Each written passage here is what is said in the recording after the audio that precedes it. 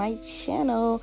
So I'm getting right into these brows, okay? We ain't wasting time. Let us set these brows. Starting out, I'm using my setting powder from Juvia's Place in the shade Kalahari, and I'm just pressing this powder in to avoid any shine or grease throughout the day. And then moving on to the brushes I use for the actual brows. So this is one from Anastasia. It's okay, but this one right here by Kiss, you need it, sis, okay? It is everything. It's like $3, maybe two, and it's angled as well, and a spoolie on the end. Then I'm just using my dip brow pomade in the shade dark brown. Sometimes I use ebony, but I've been using dark brown lately. And you want to make sure you press this into the cap of the dip brow, because honestly it saves so much product. It gets your brush super flat, and it's just essential in my opinion. So I'm brushing through my brows. You want to make sure all your hairs are out of the way when you start drawing your lines, and you want to make sure your brush is the right way when you're doing this. I use this angle brush because it's just so much easier to me when I'm filling them in, because as you can see, my brows are really sparse, and this gives me the perfect straight line that I want. As you can see, I started by drawing the bottom line and then the top line just to get the shape I wanted. Then using that excess product on the brush, I'm just filling everything in between those lines. I don't really go in the front of the brow. As you can see, I left a lot of space there because I I went through that phase too, like most other people who draw their brows on, where they looked like Nike checks and blocks and you know, like Sharpie and stuff. You don't want that. You want to avoid the front looking too blunt, so make sure that area is left alone.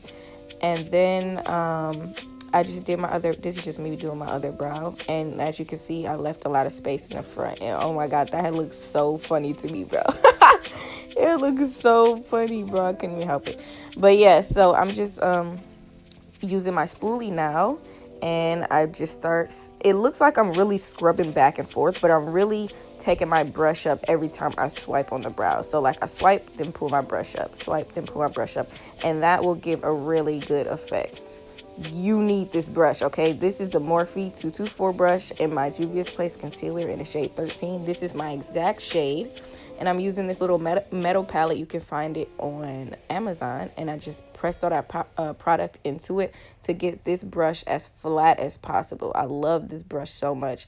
So as you can see, I started towards the mid section of the brow, and I'm flattening this brush onto my brow bone as much as possible before like drawing the concealer, because the concealer is crucial for your brows, okay? Like that's why you want to find the best brush that suits you. I like the rounded ones the best because I can depend on the shape. As you can see on this part of me using this, the top is the easiest when using my rounded brush. I find it way easier than the flat kind. As you can see, I didn't really like how pointy my brow was at the arch, and I depended solely on the shape of my brush to completely just take some of that arch away.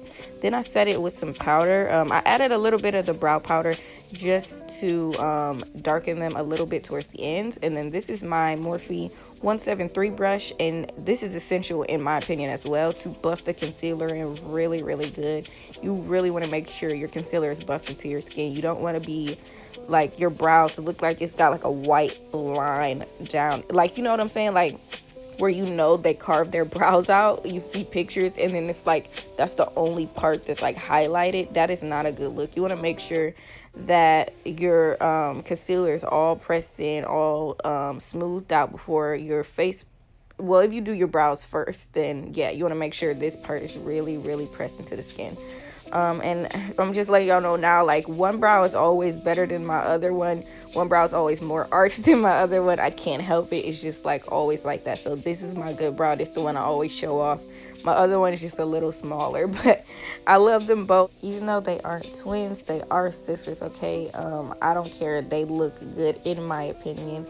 I'm gonna probably change my brows as the years go on, so this is not the last tutorial, okay? But yeah, so this I learned from my peeps, like Beauty by Melissa, like Kiki Adams, all those gals who do client makeup. If you brush some duo lash glue through your brows, they look so deep, bro. Like I can't even explain it. Like the lash glue adheres the your hairs to your face, so they look really neat. Like your hairs aren't flying all over the place, especially if you have thin, like crazy hairs like me. You don't want them like flying all over the place, but you don't want to cut them. This just is the perfect topper, okay? But yeah, so I did record my eye look just because I'm like, I mean, I got some time left. I might as well, you know? So you guys can enjoy this eye look or whatever. All the products will be listed down below. And the mini tutorial of just these eyes and my face are on my Instagram at Beats by Deb and my Facebook at Beats by Deb. So check that out. I'm done talking.